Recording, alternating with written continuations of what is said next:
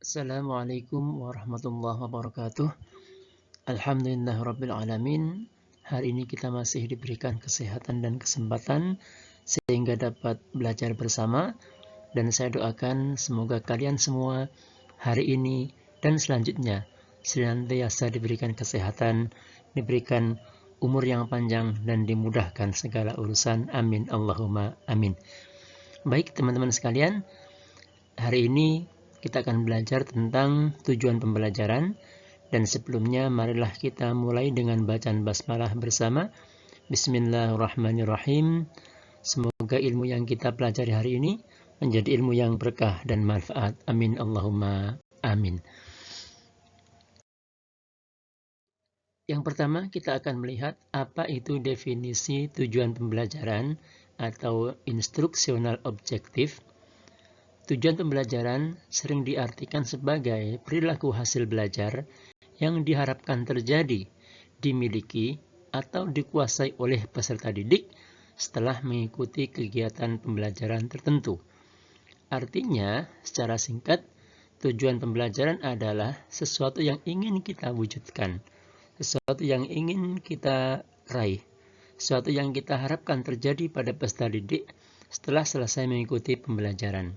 Setelah mengikuti pelajaran kita inginnya murid kita menjadi seperti apa. Kita berharap kemampuan apa yang dimiliki oleh peserta didik, itulah yang disebut dengan tujuan pembelajaran. Dan kita akan melihat bagaimana cara menyusun tujuan pembelajaran yang baik. Minggu yang lalu kita sudah belajar bersama untuk menyusun indikator, di mana indikator adalah tanda-tanda bahwa peserta didik, bahwa murid kita sudah memiliki pemahaman yang baik terhadap materi yang kita ajarkan. Nah, dari indikator itu kemudian disusunlah tujuan pembelajaran. Artinya, ketika kita sudah menyusun indikator, maka kita sudah punya modal untuk menyusun tujuan pembelajaran.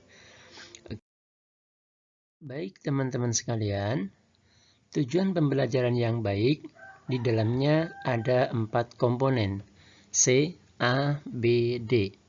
Sekali lagi, C, A, B, D. C adalah singkatan dari condition, A adalah audience, B adalah behavior, dan D adalah degree. Sekali lagi, C, A, B, D, condition, audience, behavior, dan degree. Baik, kita lihat dari masing-masing ini. Penjelasannya adalah sebagai berikut. Condition adalah keadaan atau kondisi kelas ketika pembelajaran sedang berlangsung. Artinya dalam menyusun condition ini, kita harus sudah punya bayangan. Nanti ketika menyampaikan materi ini, kondisi kelas seperti apa? Metode apa yang akan kita gunakan? Jadi kata bantu dalam menyusun condition, kita bisa menggunakan kalimat melalui metode. Metode apa? Tentunya jenengan sudah punya sekian ratus koleksi metode maupun strategi pembelajaran, dan di sini kita tinggal milih salah satu saja. Sebagai contoh, melalui metode diskusi, melalui metode tanya jawab, melalui metode everyone is a teacher here, melalui strategi reading aloud, dan lain sebagainya. Anda tinggal menggunakan apa, metode apa. Atau yang alternatif kedua, Anda bisa menggunakan kata setelah.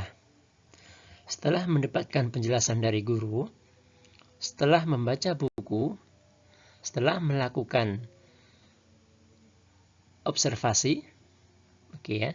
Jadi dalam menyusun kondisi ini, kita harus punya bayangan, nanti kira-kira suasana pembelajaran yang akan terjadi seperti apa. Kondisi kelas seperti apa.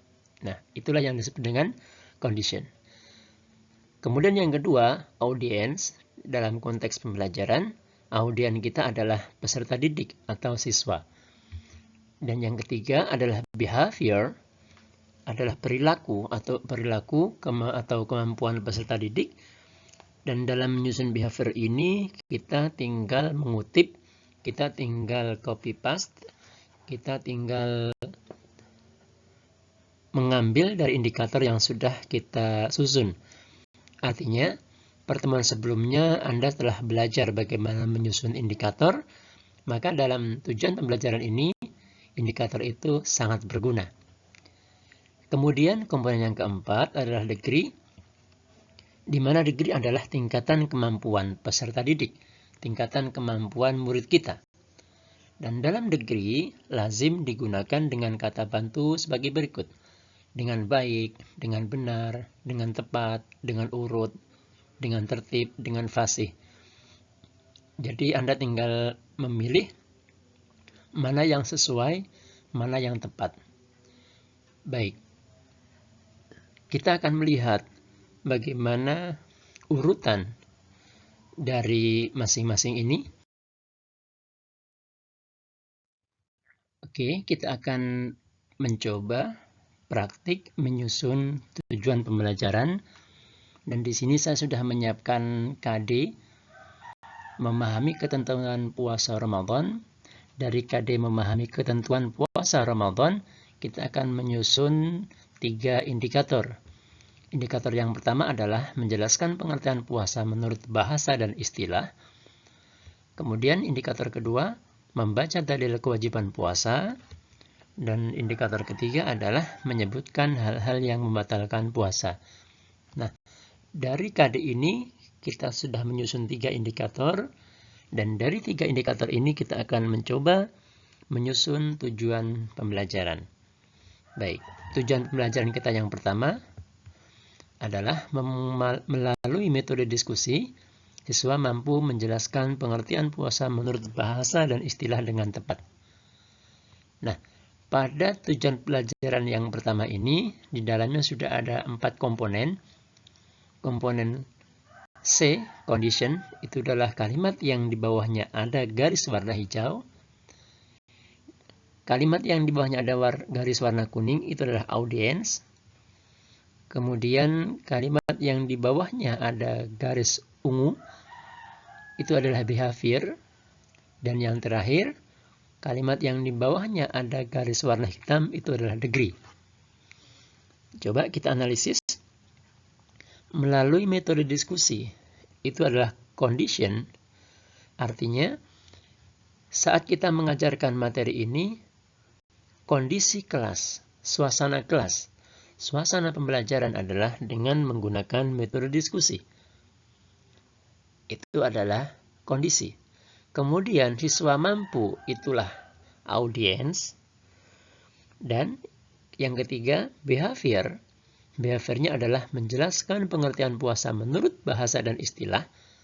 Tadi sebelumnya saya sudah menyinggung bahwa dalam penyusunan behavior, dalam tujuan pembelajaran tinggal copy paste dari indikator. Oke, kemudian komponen tujuan pembelajaran yang keempat adalah degree, yaitu dengan kalimat dengan tepat. Sehingga melalui metode diskusi, siswa mampu menjelaskan pengertian puasa menurut bahasa dan istilah dengan tepat. Di situ bisa kita petik, bisa kita pisahkan masing-masing komponen. Melalui metode diskusi itu adalah condition. Kemudian siswa mampu adalah audience. Menjelaskan pengertian puasa menurut bahasa dan istilah itu adalah behavior. Kita tinggal ngutip dari indikator, dan dengan tepat itu adalah degree. Kemudian kita akan beralih ke indikator kedua, membaca dalil kewajiban puasa. Kita akan menyusun tujuan pembelajarannya menjadi melalui metode reading aloud, siswa mampu menghafal dalil kewajiban puasa dengan fasih. Yang pertama, kita akan menganalisisnya condition. Conditionnya itu ada pada kalimat melalui metode reading aloud. Artinya, ketika kita menginginkan siswa hafal dalil kewajiban puasa, ya surat Al-Baqarah ayat 183, maka metode yang kita gunakan, suasana pembelajaran, kondisi kelas, menggunakan metode reading aloud. Kita minta siswa untuk membaca secara keras, gitu ya, berulang-ulang. Kemudian setelah dibaca dengan keras berulang-ulang, siswa diminta untuk menutup bukunya, kemudian mencoba mengeksplorasi mengucapkan, ya. Dan disitulah akan ada soal iklim pembelajaran untuk yang berorientasi pada hafalan dalil kewajiban puasa. Oke. Jadi sekali lagi, melalui metode reading aloud itu adalah condition. A, audience adalah kalimat siswa mampu. Behavior ada pada kalimat menghafal dalil kewajiban puasa, tinggal ngutip dari indikator. Dan degree ada pada kalimat dengan fasih. Jadi untuk degree ini tadi sudah kita singgung juga. Degree itu bisa dengan kalimat dengan baik, dengan tepat, dengan benar, dengan fasih, dengan tertib, dengan urut. Kita tinggal menyesuaikan mana yang pas. Karena di sini menghafal dalil kewajiban puasa, ya yang paling tepat adalah dengan fasih. Karena kaitannya dengan kemampuan membaca ayat atau Al-Quran. Oke, kemudian indikator yang ketiga menyebutkan hal-hal yang membatalkan puasa. Dari indikator ini kita akan menyusun tujuan pembelajaran menjadi, setelah melakukan diskusi, siswa mampu menyebutkan hal-hal yang membatalkan puasa dengan benar. Ya, maaf, dengannya ada dua di situ. Ya, jadi CABD pada tujuan pembelajaran yang ketiga ini, setelah melakukan diskusi, itu adalah condition. Jadi dalam menyusun condition bisa dengan kata melalui, seperti pada tujuan pembelajaran yang pertama dan kedua. Bisa juga dengan menggunakan kata setelah, ya seperti tujuan pembelajaran yang ketiga ini. Setelah melakukan diskusi, setelah mendapatkan penjelasan dari guru, setelah membaca buku paket, setelah mengamati, setelah melakukan observasi, dan seterusnya. Siswa mampu itu adalah audiens. Siswa mampu, peserta didik mampu, siswa dapat, peserta didik dapat, ya satu makna, senada. Kemudian behavior, kita tinggal copy paste dari indikator, yaitu menyebutkan hal-hal yang membatalkan puasa. Kemudian komponen tujuan pembelajaran yang keempat adalah degree, ada pada kalimat dengan benar. Jadi seperti itu ya teman-teman, cara menyusun tujuan pembelajaran CABD. Dan dari CABD ini kita sebenarnya hanya berpikir keras pada komponen yang pertama, yaitu C, conditionnya. Jadi dalam menyusun condition, kita harus sudah punya bayangan, kita sudah punya rencana. Nanti ketika menyampaikan materi ini, saya akan menggunakan metode apa, akan menggunakan strategi apa, bagaimana suasana kelasnya, bagaimana kondisi siswanya. Disitulah kita mempunyai perencanaan. Behavior, ya kita tinggal copy paste dari indikator. Audien, kita tinggal menggunakan kata siswa mampu atau siswa dapat. Dan degree, kita tinggal milih kata dengan baik, dengan tepat, dengan benar, dengan urut, dengan tertib, dengan fasih, dan lain sebagainya. Kita tinggal menggunakan kata mana yang paling pas. Oke, jadi seperti itu teman-teman sekalian. Sangat mudah ya terkait dengan tujuan pembelajaran ini. Dan berikutnya kita akan melihat bahwa kalimat-kalimat yang di bawahnya ada garis warna hijau itu adalah C. Kalimat yang di bawahnya adalah ada garis warna kuning, itu adalah audience atau A. Yang di bawahnya ada garis warna ungu, itu adalah behavior. Dan kalimat yang di bawahnya ada garis warna hitam, itu adalah degree. Oke, berikutnya saya minta untuk praktik menyusun tujuan pembelajaran dengan format seperti ini.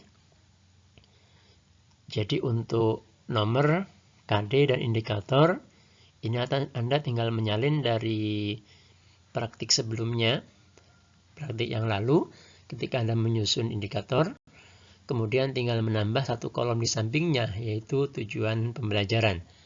Jadi sekali lagi, tujuan pembelajaran sangat berkait erat dengan indikator.